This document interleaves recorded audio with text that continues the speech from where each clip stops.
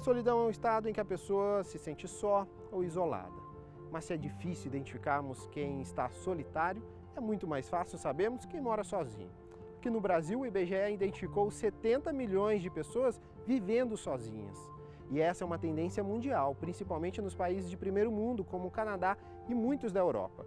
A estimativa é que essa forma de viver já seja adotada por pelo menos 15% dos 2 bilhões de residências espalhados por todo o mundo. Como temos visto, a solidão não tem limites. Ela vai dos mais novos até os mais idosos.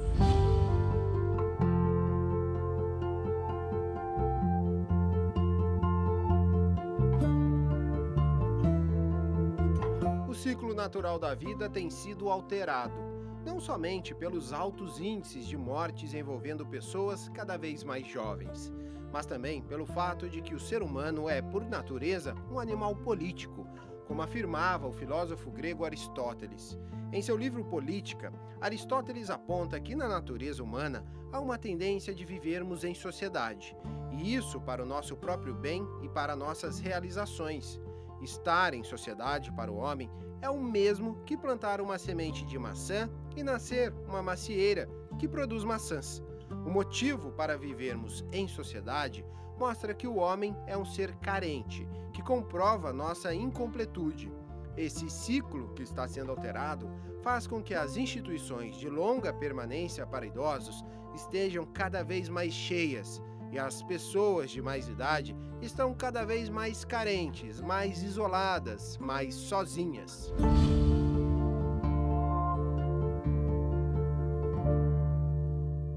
Em base, o idoso ele tem uma prática de vida ao longo de muitos anos. Então, uma instituição como essa, normalmente, ela acolhe idosos em vulnerabilidade social, mas que tem vínculos familiares, sociais e comunitários fragilizados. Só que essa fragilização dos vínculos, ela já é muito anterior à entrada na instituição.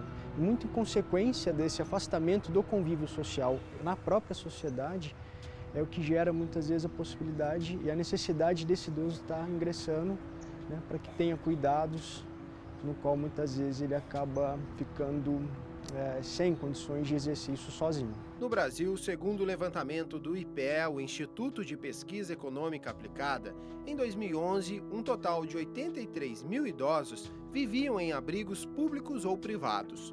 Mas para os coordenadores da pesquisa, esse número já atingiu os 100 mil. Dados do antigo Ministério de Desenvolvimento Social, que hoje é uma secretaria do Ministério da Cidadania, dão sinais da urgência em discutir a solidão e o abandono vividos pelos idosos. Desde 2012, o número de idosos em abrigos conveniados aos estados e municípios, a maioria em instituições de longa permanência, cresceu 33%. E passou de mais de 45 mil naquele ano para quase 61 mil em 2017. Segundo um estudo sobre solidão e isolamento social, uma vida solitária traz consequências diretas para a saúde humana. E isso se torna um fator de risco quando o assunto é a longevidade. Os pesquisadores concluíram que a solidão e o isolamento social são tão prejudiciais à saúde quanto a obesidade e o vício em drogas. O efeito vale tanto para quem de fato vive só, como para aqueles que se sentem assim, mesmo que estejam cercados de pessoas. Mas para alguns, a solidão já se tornou algo comum. A dona Ditinha vive por aqui há mais de 50 anos, entre a antiga vila e a vida no lar. Entre um exercício de fisioterapia e outro, ela convive com a saudade da família. Eu morava com a minha irmã. Aqui mesmo eu morei junto com ela. Depois ela morreu.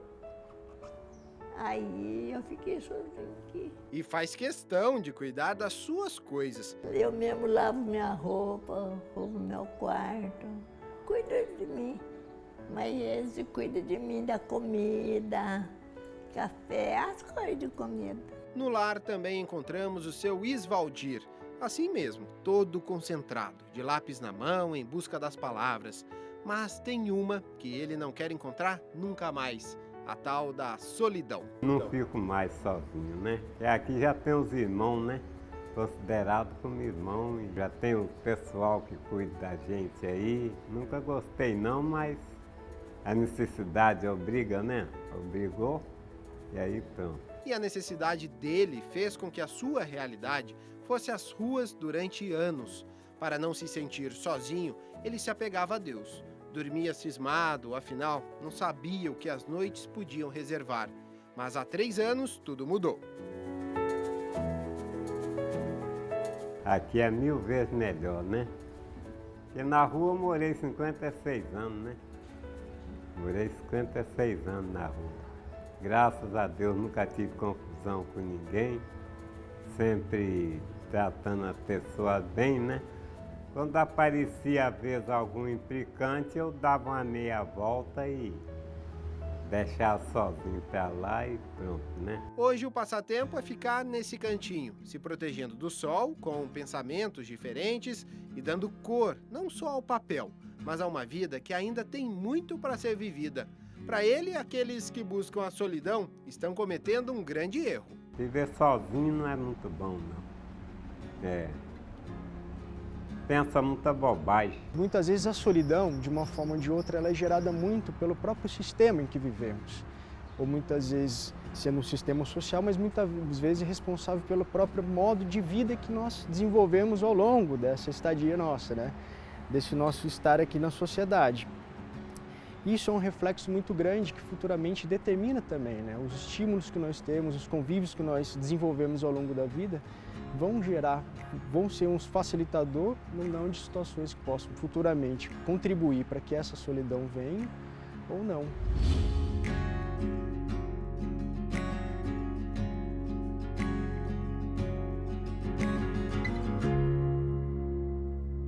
O processo do luto pode causar solidão, mas essa solidão da perda acontece ao longo de todo o nosso desenvolvimento. E é por isso que é preciso, na medida do possível, buscar sempre ajuda. O luto pode acontecer em função da morte de um animal, que também é um membro da família de certa forma. O luto pode acontecer quando você perde um emprego, né, que você não se sente mais útil, né. Ele pode acontecer quando um relacionamento termina, né, ou quando você a fase da sua vida mudou e você tem que deixar para trás algumas coisinhas. E aí há uma série de coisas a ser feita, como assim, procurar por práticas de coisas que você gosta. Então, assim, por exemplo, eu gosto muito de grupo de oração. Então, eu vou procurar fazer mais parte para aquilo trazer novamente, voltar a trazer um sentido para mim. Eu gosto de esporte, então eu vou procurar um esporte para poder fazer. Isso seriam práticas legais. Outra questão, sempre se tem um amigo, uma pessoa mais próxima. Então, não está conseguindo digerir aquilo, eu vou lá e converso, eu ponho para fora, eu falo com aquele amigo, eu me permito chorar por aquilo, eu me permito sofrer por aquilo, porque o sofrimento na hora da perda, ele é real, ele não é mentira. Então, a gente tem que se permitir a isso. E existem momentos que nem essas práticas, nem esse isolamento e nem essa conversa com amigos ou familiares próximos vão ajudar. A gente vai ter que ter consciência de que a gente vai precisar da ajuda de um profissional. A Cida sentiu e sente a solidão do luto. Todos os dias, quando chega do trabalho, o ambiente está assim. Os momentos de casa cheia, sorrisos, conversas, ficaram nas fotografias e na memória. Hoje os olhares não encontram abrigo. Eles se perdem na tentativa de entender as reviravoltas da vida. Apesar de que a gente já era uma família pequena, né? Aí em 2012 meu marido faleceu e depois, 4 anos depois, em 2016, meu filho também, meu caçula, né? Ele tinha 25 anos. Daí, então éramos eu, meus 2 filhos e o marido. Aí depois ficamos 3, depois veio a minha nora, né? Aí depois meu filho se foi também. Eu tive que me acostumar, né? Primeiro, acostumar uma nova vida completamente diferente, né? Que foi a família, 4 pessoas, aí vai diminuindo ainda mais, né? Então, assim, é muito difícil. Uma das maneiras para se acostumar com a solidão foi deixar as coisas no seu lugar. Cida não quis mudar a casa, muito menos mudar de casa. Para ela, a história da família não acabou com a morte do marido e do filho, e é mantendo cada objeto no seu lugar que essa história permanece viva. Ela não se sente sozinha, sabe lidar. O que mudou mesmo foram algumas atitudes. Quando meu marido faleceu, eu mudei. Aí mudei um pouco a cor, mudei os móveis, sabe? Mudei algumas coisas. Mas depois do meu filho, não. Muito pelo contrário. Eu acho assim que eu quero sempre ter aquela imagem dele, né? Do jeito que está. Eu me sinto bem assim. E tem gente que diz que nem gosta de olhar, né? Eu não, eu já gosto. E todo lado que eu ando eu me esbarro com eles, né? Eu sempre ouvia falar, nossa, solidão, nossa, é a pessoa estar sozinha, se sentir sozinha, né, em algum lugar. Eu sempre achava que devia ser uma coisa horrível, porque eu sempre, com muita gente, né, a família muito grande e tudo. Mas depois, quando eu me vi, daí eu acho assim que, diferente do que todo mundo pensa, na verdade não é. Às vezes ela não é uma coisa tão doída. Né? Embora não tenha sido eu que escolhi, né? Foi assim, imposto para mim praticamente, né? Mas daí eu achei que não, que realmente ela não é uma coisa que dói, eu acho que não. Eu não sei se é porque eu aceito, gosto do meu tipo de vida. É lógico que com o tempo a gente vai adquirindo umas manias, até eu estava conversando outro dia, que às vezes eu vou da cozinha para a sala, da sala para a cozinha, eu vou falando, sabe? Eu tenho essa necessidade de falar e ouvir minha voz. Agora eu vou fazer tal coisa. Vou na cozinha, pegar água, sabe uma coisa assim, parece meio maluco, mas eu acho que é uma forma que eu tenho também de parece que sentir assim mais a presença de alguém. Ativa, a Cida gosta de ler, ver TV, sair, mas a solidão faz com que o copo de água deixado no móvel fique, até porque não tem ninguém para tirar. Ele fica. Eu sou feliz. Eu nunca me imaginei, né, numa situação dessa. Muito pelo contrário. Principalmente em relação ao filho, eu imaginava, nossa, acho que se um dia, quando eu via falar que alguém morreu, que tinha a mãe, eu ficava assim com muita pena, eu falava, nossa, deve ser horrível, acho que eu não vou conseguir nem levantar do lugar. Eu imaginava uma coisa assim. Mas eu não sei se é tanta fé que eu tenho e que eu acabo tendo força, eu consigo, então, porque eu falo, eu tenho que continuar. Então, eu acho que e procurar viver da melhor maneira possível.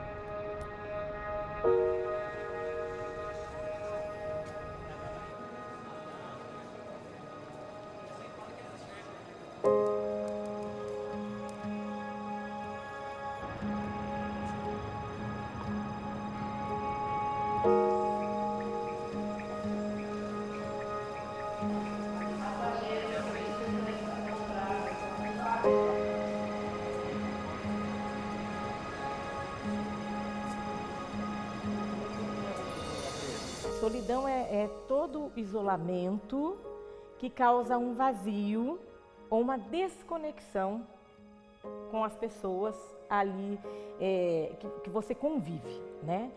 E eu, particularmente, eu gosto de entender a solidão como uma desconexão. Por que desconexão?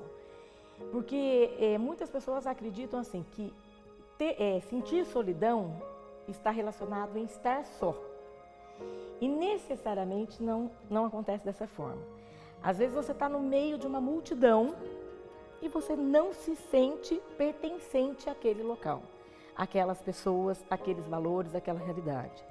Então, solidão está muito mais ligada com a conexão, com o vínculo que você faz com as pessoas, com o local, com o ambiente, com os valores e os significados que o sentido que aquilo traz para a sua existência. Por isso, todos os dias, milhares de pessoas vão viver nas ruas, desconectadas do ambiente onde vivem. Encontram na solidão de uma calçada, praça pública ou mesmo em meio a tanta gente um pouco de paz. Mas a falta de formas para se manter faz com que a solidariedade seja fundamental.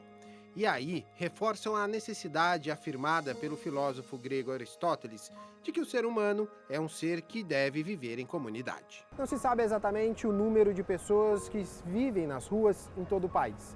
Aqui na cidade de São Paulo, estima-se que 20 mil estejam nessa situação, apenas um problema a mais. já que a solidão se apresenta na sua forma mais cruel para muitos deles. Eles se sentem invisíveis em meio a um mar de gente e sentem na pele a dor do preconceito. Eu mesmo não peço, entende? Às vezes eu não peço, mas a maior dificuldade é a discriminação, entende? O fato de você poder falar, a forma dos policiais abordar, as formas das pessoas te verem, te enxergar, às vezes não te conhece, acha que todo mundo que está na rua é ignorante, não sabe se comportar, não sabe entrar em um lugar, entende? Então, às vezes você entra em um mercado ou em um shopping, as pessoas já te olham com outros olhos, entende? Porque, não sei, né? A discriminação, o preconceito já vem em cima disso tudo aí, entendeu? Então, às vezes as pessoas nem olham, nem procuram saber o que você é, qual foi sua história, o que aconteceu, que você está aí na rua e te julgam, entende? É isso aí que acontece muitas vezes. E trata. Com certeza. Muito, mudou muito. Muitas pessoas têm preconceito. Por às vezes ver a aparência de quem mora na rua, ou até a minha fisionomia, não sei. Sou um alcoólatra também e tal. Aí às vezes as pessoas maltratam muito. Oi, bom dia, boa tarde, tudo bem? Pedindo dinheiro não, pedindo algo de... Não tem não. Às vezes na expressão, no jeito de falar. Dói muito. O Anderson veio da Bahia para São Paulo. Ele e a família saíram em 2001 da cidadezinha de Xique-Xique para tratar um câncer que a mãe tinha. E a sua desconexão da família, de 12 tios e das 2 irmãs, aconteceu quando a mãe não aguentou mais lutar. Para ele, a vida a partir da data de 24 de maio de 2017 tomou um novo sentido. Naquele dia, ele conheceu a solidão. E estou ainda me sentindo. Como é essa sensação? Muito triste. Tem as dificuldades de quem se encontra na rua aí, às vezes se alimentar, prosperar de alguma forma, arrumar um trabalho fixo, uma moradia fixa, montar uma nova família, porque era casado, depois perdi minha mãe, fui pra rua, abandonei família, abandonei mulher, abandonei todo mundo, virei as costas pra vida. E é uma dor muito grande aí na solidão da vida, a dor da noite, a noite principalmente. Tem dia que eu não janto, eu acordo de madrugada pensando, lembrando da minha mãe, das comidinhas que ela fazia, a saudade que dá.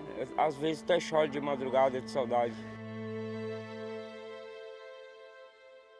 Já o Marcelo se desconectou por causa das drogas. Com elas, foram muitas noites em claro, foram muitas noites nas ruas. Eu vim para São Paulo porque depois que meu pai matou minha mãe, eu não consegui mais conviver com a minha família, já não era mais a mesma coisa e eu sempre vivi sozinho, sempre fui um pouco afastado da minha família, entende? Então eu mesmo vim procurar outros ares para mim. Antes eu estava trabalhando, aí fiz uns cursos, trabalhava na metalúrgica, aí depois da metalúrgica me envolvi com drogas, tráfico e outras coisas e fui preso e depois disso eu vim para a rua de novo, não quis mais me envolver com isso e faço uns bicos de vez em quando, entrego os panfletos, reciclagem e outras coisas assim desse tipo. Natural de Palmares, em Pernambuco, o Marcelo escolheu estar sozinho. E ele não acha que isso seja um problema, mas mantém aceso o desejo de montar a sua família. Eu não confiava em ninguém, entende? Porque, como que eu vou falar, tem tanta gente ao seu redor, mas você se sente só, entende? É tipo assim, então eu nunca tive uma proximidade, porque eu mesmo nunca procurei mesmo, é de mim mesmo, eu nunca gostei de confiar muito nas pessoas. Como pra mim só? Não. O problema é eu mesmo, minha mentalidade, não para os outros, mas para mim mesmo, entende? Eu mesmo acabo me prejudicando eu sozinho. Montar minha família assim, vou retornar para os meus familiares, só alguns primos mesmo, tios, não todos, entende? Para sobreviver, o Marcelo trabalha com reciclagem. Eu sou feliz porque eu tenho vida, eu agradeço a Deus todo dia por eu estar vivo, independente da situação que a gente se encontra. Porque muitos não têm oportunidade de estar hoje aqui, entende? Hoje eu tenho e graças a Deus eu acordo todo dia e agradeço a Deus por isso. De certa forma, todos nós precisamos de momentos solitários, né? Há momentos que a gente precisa estar só para se refazer, para se recompor, para rever a sua trajetória. Então, solidão não é estar só, vamos dizer assim, não é uma coisa ruim. Não é uma coisa ruim. Não precisa ser visto como algo ruim. Engana-se quem pensa que você ter momentos sozinhos significa que você tem solidão. Muito pelo contrário. Há momentos que você precisa desse isolamento para você se encontrar consigo mesmo. E resgatar até algumas coisas que o cotidiano, a vida no dia a dia, vai tirando da gente. Valores, ideias, sentidos e essa coisa toda. Então, estar só é diferente de sentir solidão. A solidão, ela é algo assim, não estou bem diante de muitas pessoas ou sozinho, independente. Nas ruas das grandes cidades também encontramos artistas, muitos solitários, outros que tentam levar alegria. Não se sabe quando a arte de rua começou, mas as primeiras expressões apareceram ainda na Grécia Antiga, com músicos que recitavam versos. Em meados do século XII, já na Idade Média, a literatura portuguesa surge, assim como seus poemas. Surge também a figura dos trovadores. Aqui no Brasil, podemos encontrar a arte de rua nas esquinas, praças, viadutos.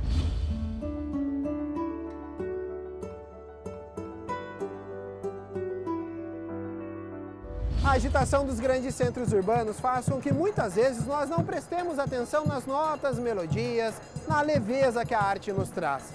A arte do sorriso, a arte da admiração, a arte de artistas nem um pouco reconhecidos, mas que não se importam com isso. É o caso da banda Chocolatito do Forró Pé de Serra. Hoje eles moram todos em São Paulo, mas vieram do Nordeste e também de Minas Gerais. Juntos há quase 7 anos, eles também se sentem solitários, mas é uma solidão com cara de saudade. Sabe por quê? O que eu sinto, a solidão que eu sinto é uma situação assim. Eu sinto saudade do lugar que a gente já tocou, né? E de artista que a gente já viu, que a gente não vai ver mais. Então a gente toca alguma música dele e a gente sente aquela coisa na gente, né? Que já não vai ter condição de ver mais. Então na rua também, pessoas também, que já pediu música, gente na rua, a gente não vai ver mais também, que é do país e fora, né? Para eles, a música numa das avenidas mais famosas do país tem uma função importante: tocar todos aqueles que, pelos motivos mais variados, passam por ali sozinhos, desconectados. Justamente porque nós observamos uma coisa assim, às vezes a gente está tocando uma música, o pessoal está passando.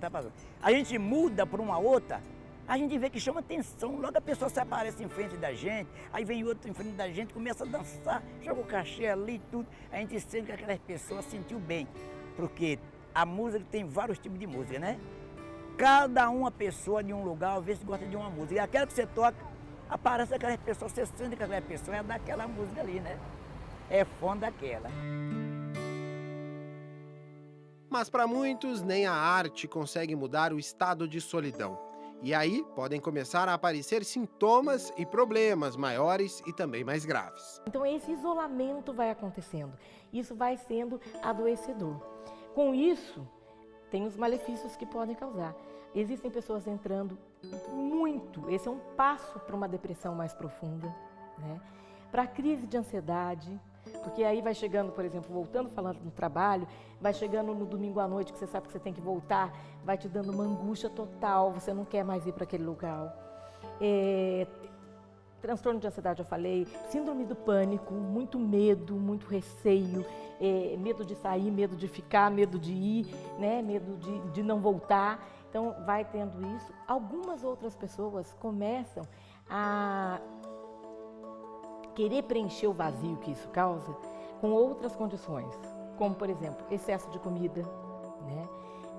Excesso de consumismo, eu vou comprar para poder tampar um vazio, né? Então, assim, outras coisas vão acontecendo em função desse sentimento de não se pertencer.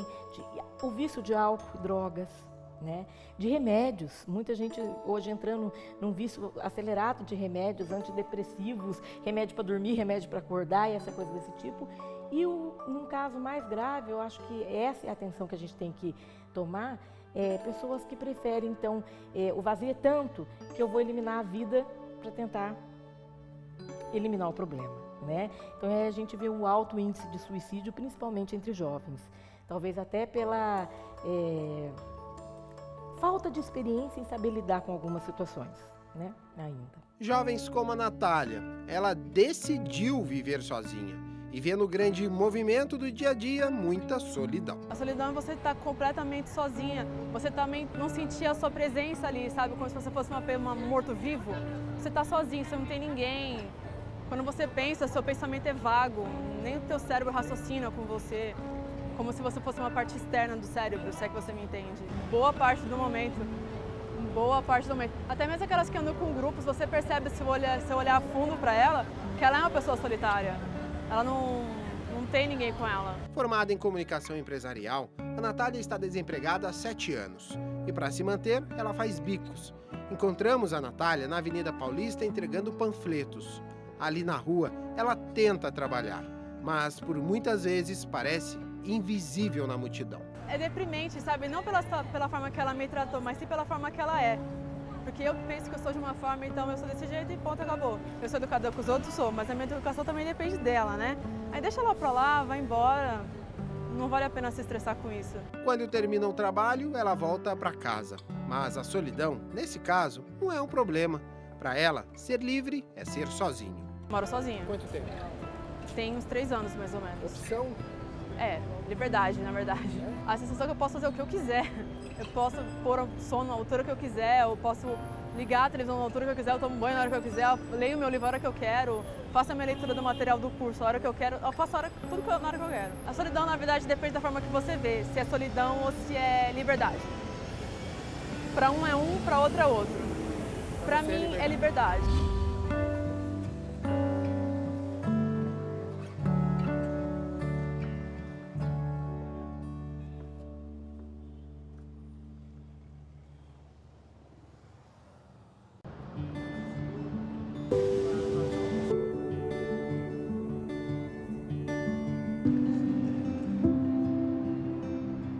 O medo de ficar sozinho tem até classificação patológica. É a monofobia, que é o medo de ficar sozinho na sua forma mais extrema. Essa doença é caracterizada por uma extrema insegurança, ansiedade e depressão quando tem que ficar sozinho mesmo por pouco tempo. Como resultado, a pessoa se recusa a dormir, comer ou até mesmo ir ao banheiro sozinha.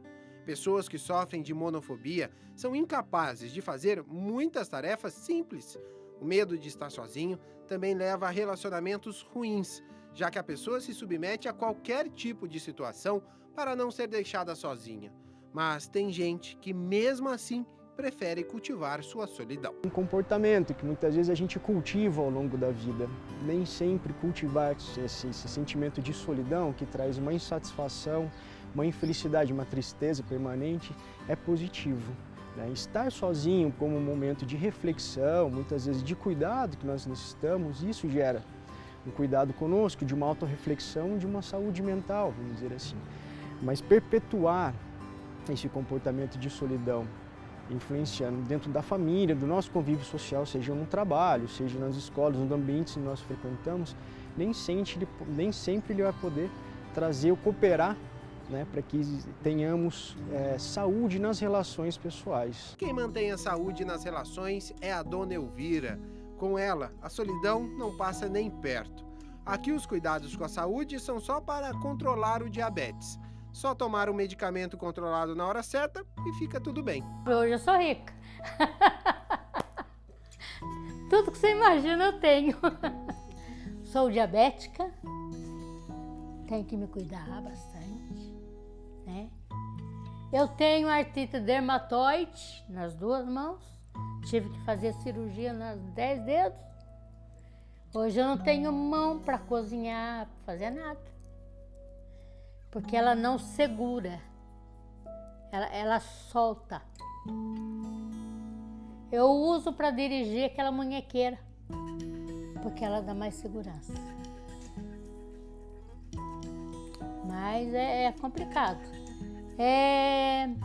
Você sabe que quem tem a glicose alta, você sabe que o colesterol é alto, triglicerídeos é alto. E você toma remédio para tudo isso. Mas a dona Elvira já sofreu bem mais com a saúde. E morando sozinha, precisa ficar atenta mesmo, principalmente com uma das doenças que mais atingem as mulheres, o câncer de mama. Mas essa doença, que acabou levando 3 de suas irmãs, a dona Elvira está livre. Nós temos que fazer exames muito periódicos, porque nós temos probabilidade, sabe? Essa irmã que mora aqui em Roseira, ela também já teve câncer. Só que o dela, das outras foi muito violento, o dela não. E a cabeça dela é outra também, sabe? para ela, ela é muito alegre. Então isso ajudou bastante. Ela conseguiu sanar a doença. Aos 72 anos, essa diretora de escola aposentada convive com a solidão há muito tempo. É viúva desde 2001 e reforça que estar sozinha não é nenhum problema. Acho que não mudou muita coisa, não. Não. Porque eu não gosto de ficar sozinha. Então eu arrumo alguma coisa para fazer, para me sentir útil, porque daí eu venho para casa com o dever cumprido. Além da cadelinha, quem também faz companhia é a televisão, que aqui fica ligada o dia todo para ter mais vozes na casa. E claro, o rádio também, já que ela gosta de uma boa música e de ficar antenada às notícias. Mas nada disso se compara com esse outro companheiro aí. O carro se tornou uma ótima companhia para a Dona Elvira. Ela sai por aí sozinha mesmo. E olha que essa motorista aí vai longe. Mais longe, eu já estive em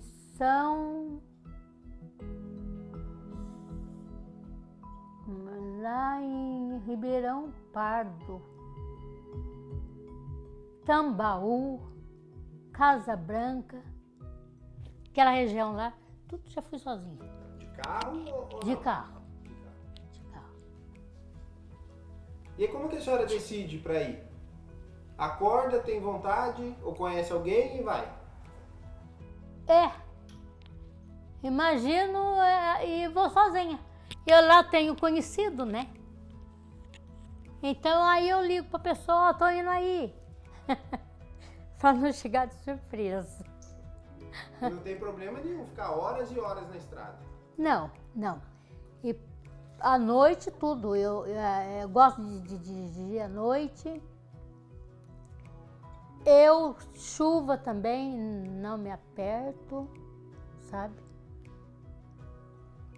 Sou bastante cuidadosa. Todos os dias ela vai à igreja e também cuida da saúde mental com as muitas leituras que faz. É assim que ela deixa de lado solidão, depressão, tristeza. Porque eu acho que essa solidão, ela acaba ficando depressiva, sabe?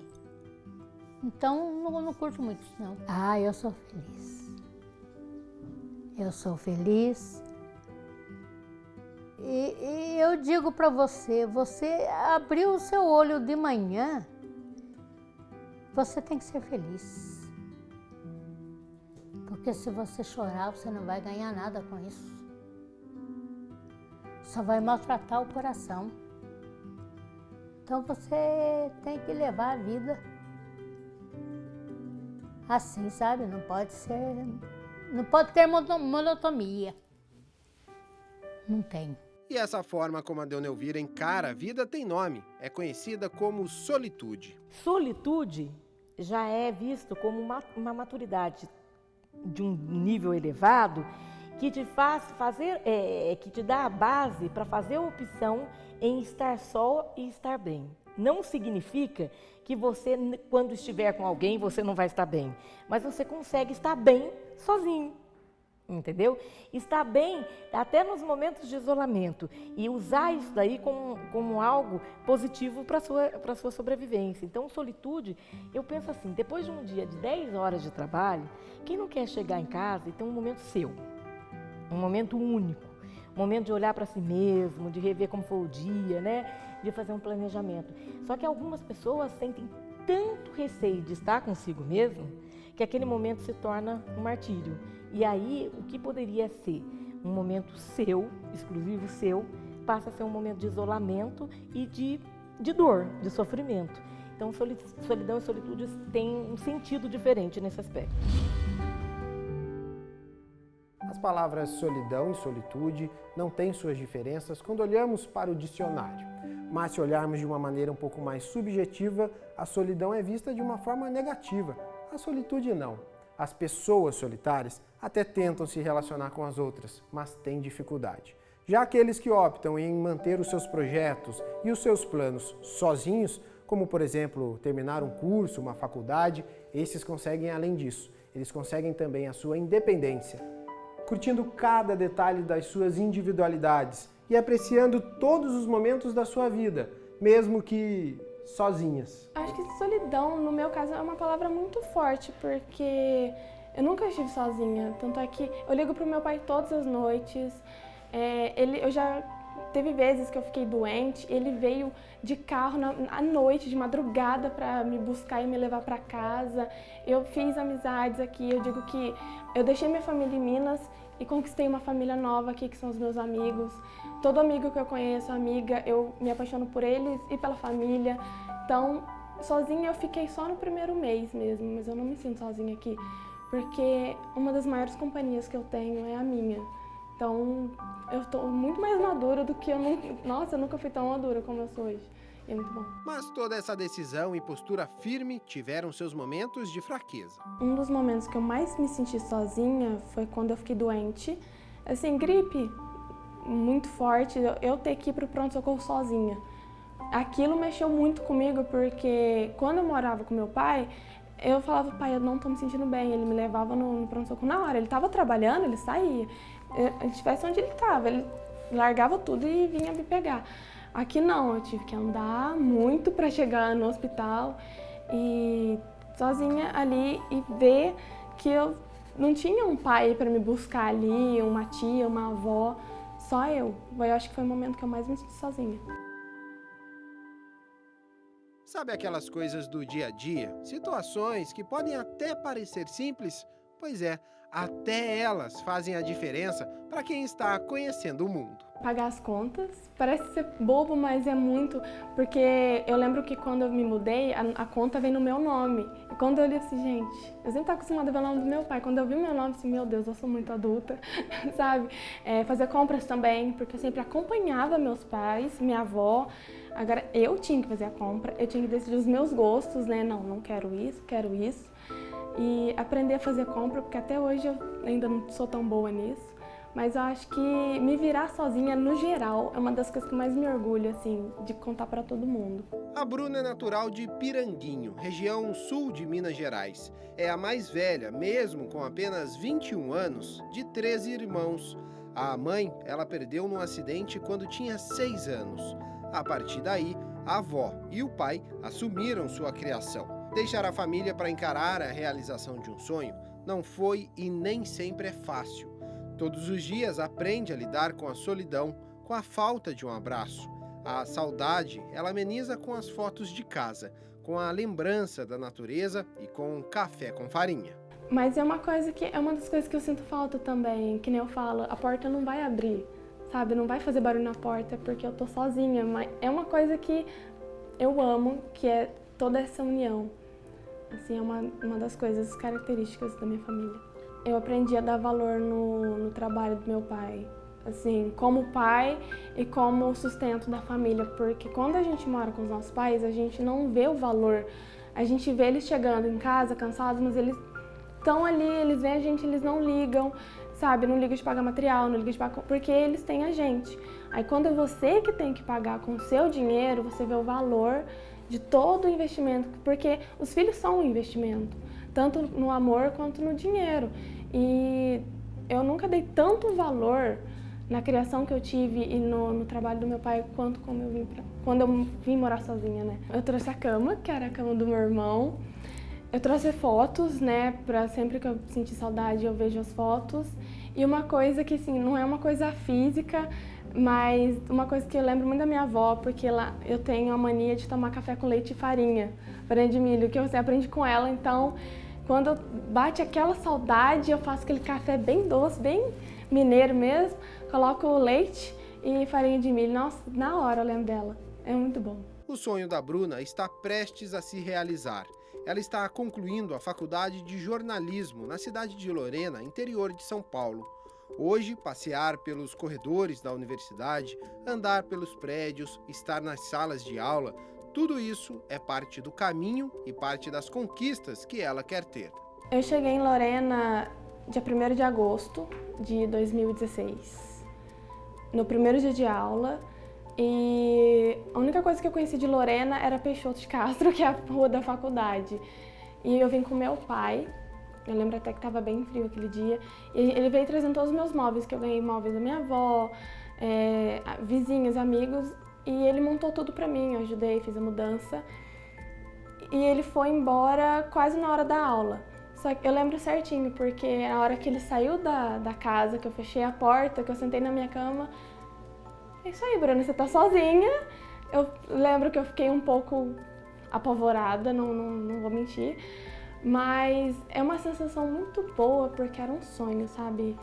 E saber que aquilo não era tipo, eu não estava só sonhando, eu estava realizando. Acho que é uma das melhores sensações que eu já tive. Orgulho, com certeza, porque eu achei que eu não fosse conseguir, sabe? E... essa semana eu fui na formatura e quando eu vi falar jornalista e o nome da pessoa, eu me imaginei ali, sabe? E um dia eu poder falar, eu sou jornalista, eu morei sozinha, eu moro sozinha. E eu vejo meu pai, sabe? Ele fica orgulhoso, sabe? Pra mim é aquilo, é minha meta, é sempre orgulhar ele em tudo que eu fizer, sabe? É por isso, é por ele, né? Às vezes não é nem pra mim, é por ele.